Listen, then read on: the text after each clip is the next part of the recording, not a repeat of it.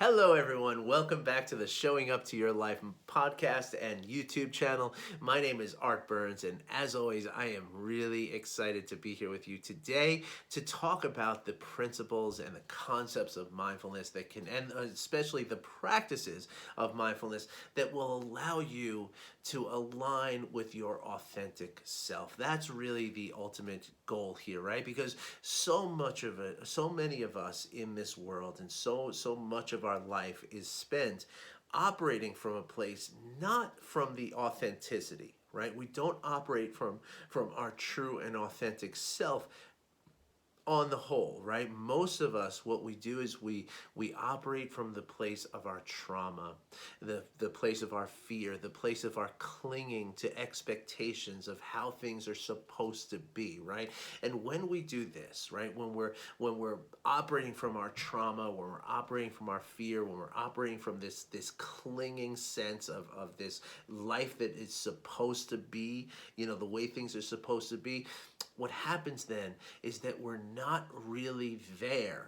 We're not really present and showing up for our lives on a moment to moment basis. And then when life reaches out to interact with us, right? When we're not there to answer that call, right? Because we're all wrapped up in the trauma and the fear and the expectations, right? And that's where unhappiness comes in, right? Because when we're not there to really interact with life, then our personal relationships start to suffer, right? Our parenting becomes, difficult and troubled and weird and uncomfortable, right? We get things like anxiety and depression.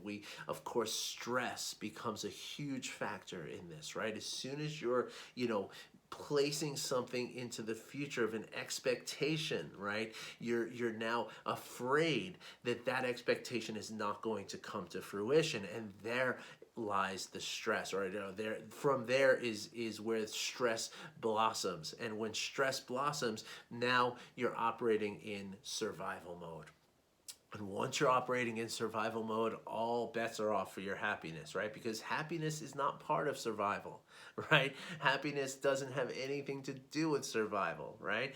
Survival is about just getting through it, right? Just getting through it alive, not happy, not well, not contentedly, but just getting through it alive. That's what survival is. And as I say here all the time, right? 77% of American adults experience stress on a chronic level, meaning that more often than not, they are operating from this place of survival mode, right? And once we're doing that again, there's no it's hard to even examine the question of why am I not happy, right? If I'm in this survival mode all the time, right? And so of course, this is what happens with people, is that we live in this, this survival mode as we're trying to get those things that we think we need to be happy, right? The car, the house, the job, the family, all those things that we think this is what's going to make me happy, right? And what happens is we strive for those things, and when we get there, we realize, well, I'm still not happy. So it must mean that it wasn't the car, it's got to be a house. So let me get a house, right? And now I strive for the house. Okay, I got the house, and now I'm still not happy. Or maybe I was happy for a little while, but now that happiness is gone. So now I have to achieve something else. I have to strive for something else. I have to keep going and get that thing, that thing out there that is going to be my happiness, right? But pretty soon you realize that, or many people don't even realize this, but that thing out there is just like a carrot that a donkey, that you can tie to a donkey's harness, right? A carrot that is always 3 feet in front of the donkey's face, right? For its whole life. And so there it just thinks that if it keeps walking, if it keeps just suffering and trudging through, that finally it'll get that carrot, but it can never, ever, ever reach the carrot. It's exactly what we're going through. And then what happens is we get to the point where we're 60 years old or something like that, and we look back and we say, oh my gosh, here I am, I'm 60 years old, I'm exhausted, I'm spent, my body is broken, and I've never been happy all this time, and yet look at all this life that I just didn't live. And you know what? Unfortunately, I mean, you can still live after 60 years old. Obviously, you can always, I mean, it's never too late. I've read stories of people who are 90 years old and discovered this work and changed everything in their lives. So it's never too late, but just think about how much more, how many more resources of health and physical, mental, emotional health, and the damage that's been done over all of these years of this stress.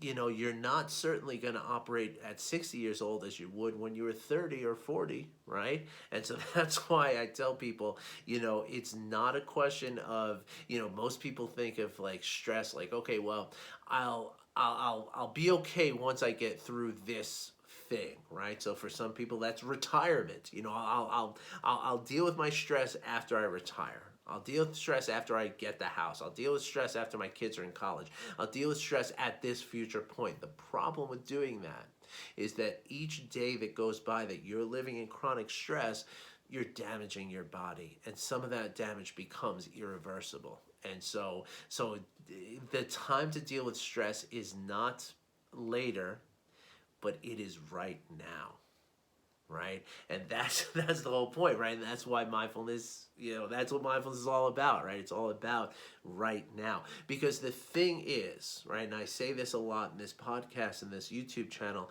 and I say it to all the people who will even allow me to speak to them, right?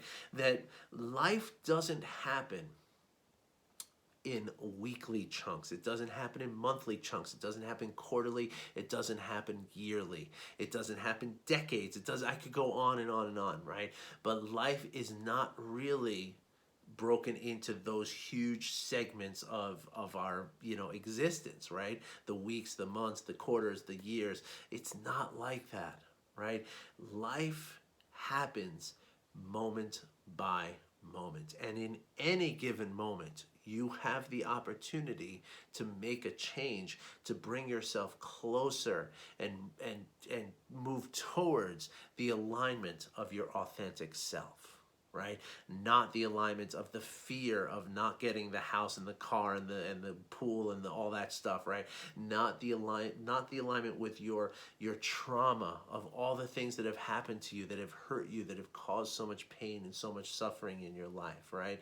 That's not where, if we align with those things, which so many people do, myself among them, up until about 10 years ago, when we align ourselves with those things in the future or the past, what happens is we're again, every moment that happens when we're aligned with those things out there, we're not showing up, right? And then of course when life reaches out to interact with us in these moments, we're not there to hear the call, right? As I said a moment ago.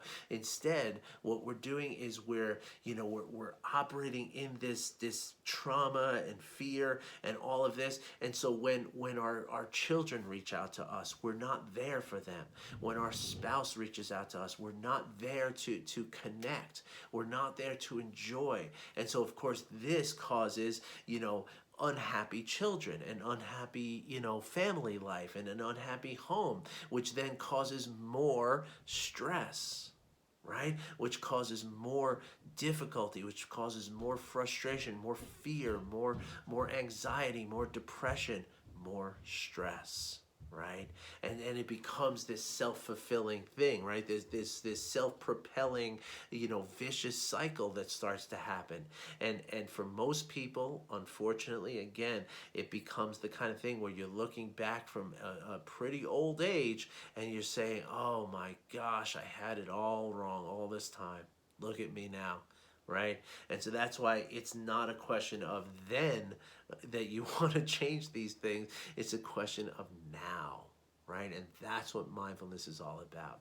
And so that brings me to what I wanted to talk about today, which is, it kind of, when we talk about being here now, right? We talk about really paying attention to our unfolding experience, moment to moment, with acceptance, with compassion, with presence, and with curiosity, right?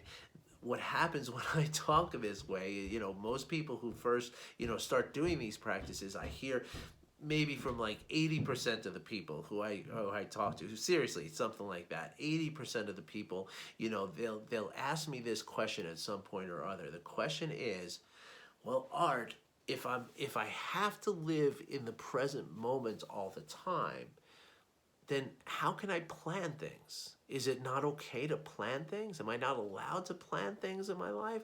Am I not allowed to reflect on things that have happened to me in my life? Like what's that deal, right? And it's a very reasonable question, right? Because it does seem like a paradox, right? And of course the very simple answer is, of course, no. It doesn't mean that you can't plan things in your life. We all have to plan things in our lives, right? That you can't, I mean, sure, you could live just a completely, free life. I'm sure that works for some people, but most of us, we need to plan things, right? We need to, even very small things, right? Like planning to get to bed at a certain time so that you'll be awake in the morning so that you can, provide for your family, planning, the food that you're going to buy for the week or for the few days or whatever, right? Planning cooking, right? Like if you're going to cook a dinner, you have to, preheat the oven. That's a plan, right? So there's nothing wrong inherently with planning, right? The problem with planning for a lot of people is that well, let's just put it this way, right? It is very possible to plan mindfully, just like it's very possible to reflect retrospectively on our life mindfully. So what's the difference, right? The difference is that when we're planning something, right?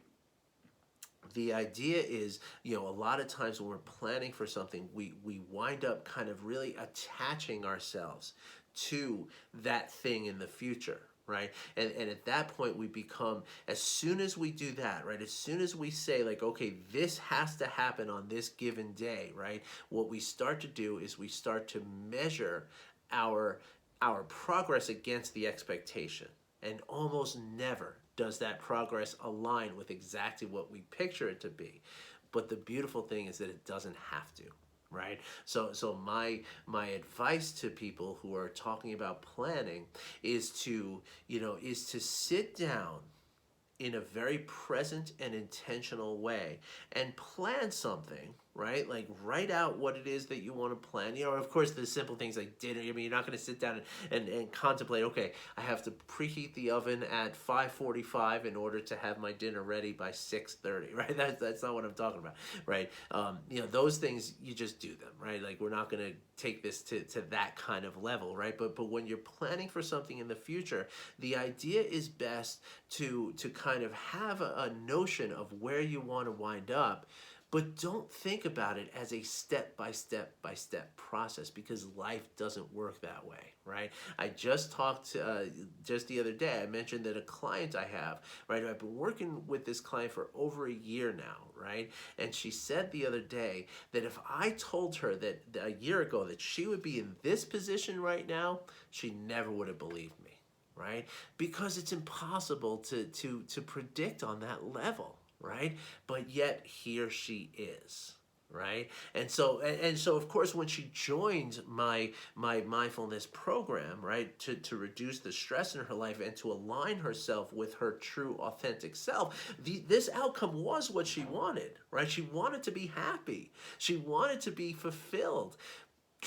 But we didn't say, okay, you're going to sell a house, you're going to buy a house, you're going to get this job, because if you do that kind of stuff, well, then what you're doing is every day now you're going to look and you're going to say, okay, am I any closer to having a new house or to getting this job? And a lot of times life is not going to work that way. And that's okay, right? Because, that's the beauty of the curiosity and the presence, is to surrender ourselves to that mystery of life, right? And again, if you're attending to each moment, because that's where life happens, right? Life doesn't happen next year. Life happens in this moment. And when we attend to each moment, then generally speaking, we will wind up with that happiness that we're planning for, right? And of course, this doesn't preclude, things like 401k programs and stuff like that. You're planning for the future, you're saving for the future and stuff. That's all great. I don't at all tell people not to do that. But what I will tell you is, don't check your account balance every day, because that's going to make you, that's going to inspire that fear for you, right? But in this time of year, it's not so much a future planning that we tend to do, but it's much more the retrospective reflection of what's happened over the last year, right? And this can be just as, sort of perilous as, attaching ourselves to a plan in the future, okay? And so when you're reflecting back, as we come up to the new year, and this is just a natural thing that people do, right? We have this tendency to look back and say, okay, how has this year gone? Am I where I wanted to be? Am I happy? Did I do good things throughout this year? What happened this year, right? And as we do that, right, and as you do that, I'm going to give you a couple of pieces of advice, right? Number one, do that intentionally, okay? Which means, don't do it while you're driving your car. Don't do it while you're in a meeting. Don't do it while you're trying to feed your children dinner, right? Set up some time to really be present with that act, right? Of really looking back on what has happened throughout the last year, right? Set some time up. Give yourself, set a timer.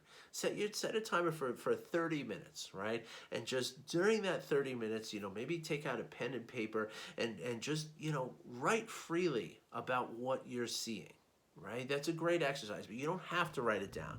You can just sit with it and it doesn't have to be 30 minutes either. You can do several, sessions of like 5 minutes at a time.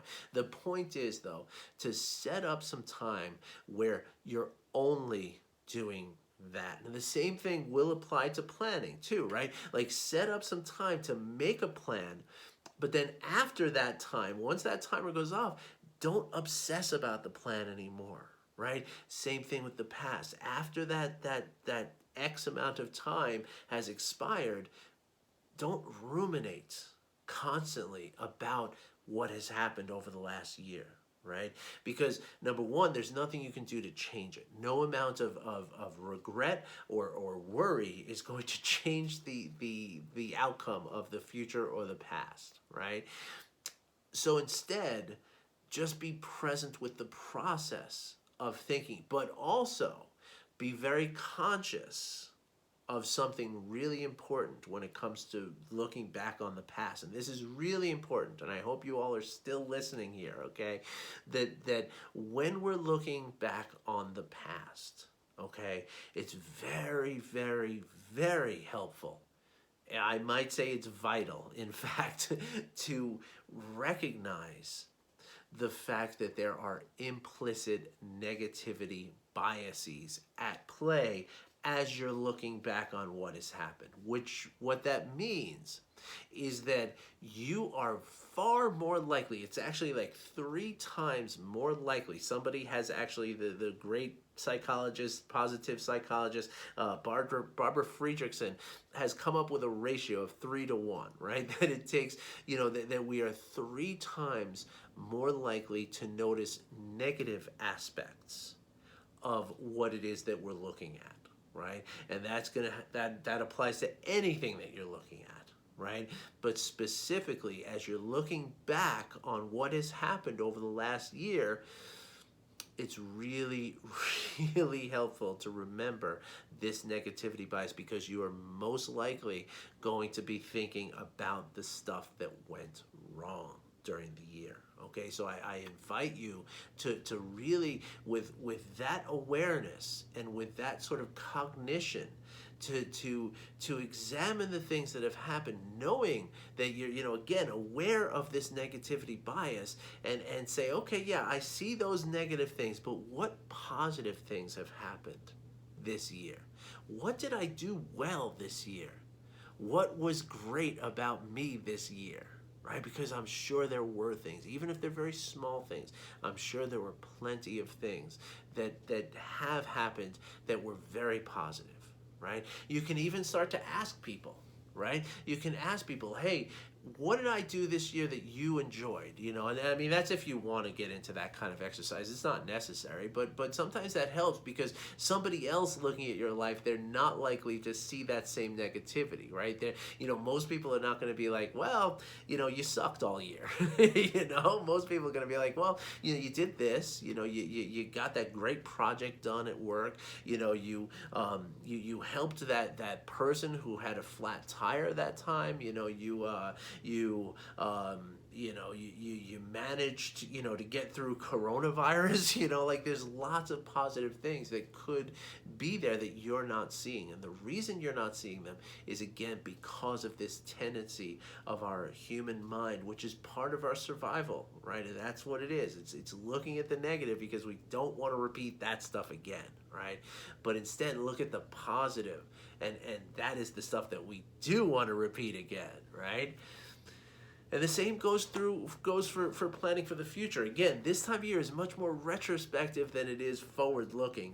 In January, on January 1st, I'm going to be talking about this the other way, right? But as we're looking forward at things, right, the same negativity bias is at play. And next Monday, actually, I'm going to give you the plan here is that next Monday I have a exercise for you, in which, when we're looking forward, right, where the same negativity bias is at play, where we're going to start thinking, okay, what could go wrong, right? What are all the different things that could go wrong with this plan, right? And when we're focused on those things that could go wrong, this is how we really do shape our reality in a very, very deep way, okay?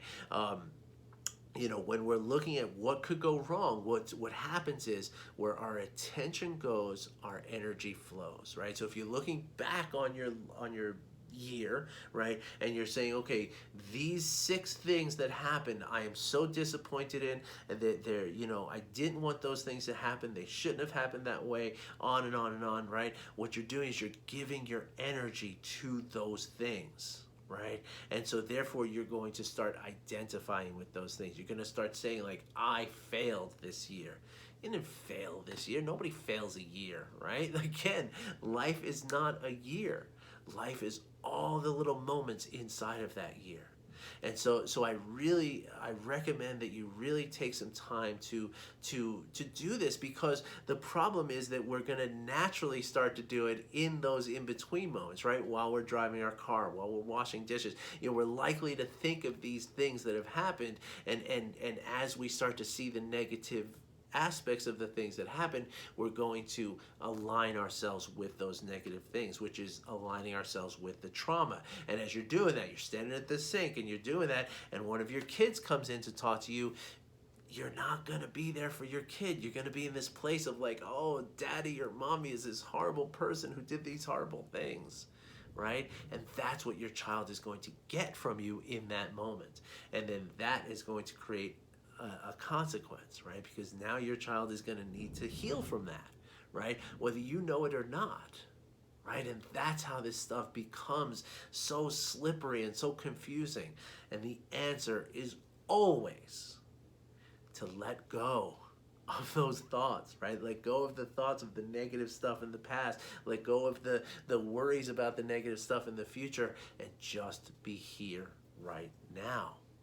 And that's why we do practice, because we build this skill to the point where it becomes habit, right? Just like driving, just like walking, just like eating. I always bring this up with with people, especially parents, right? If you've ever watched a child try to feed him or herself for the first time, I mean, they put the spoon in their ear before they put it in their mouth, right? But yet we're all adults walking around eating without dying, right? And without, creating the, I don't get food on my shirt anymore, right?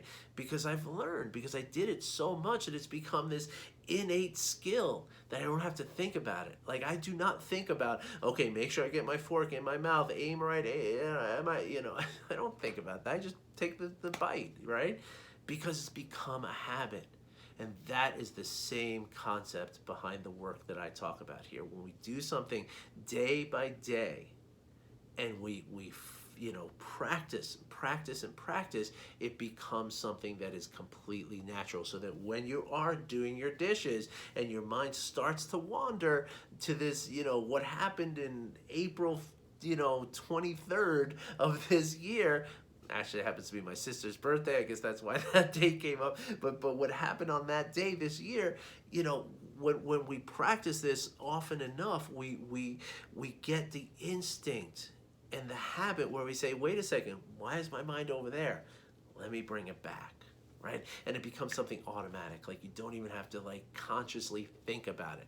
It just happens.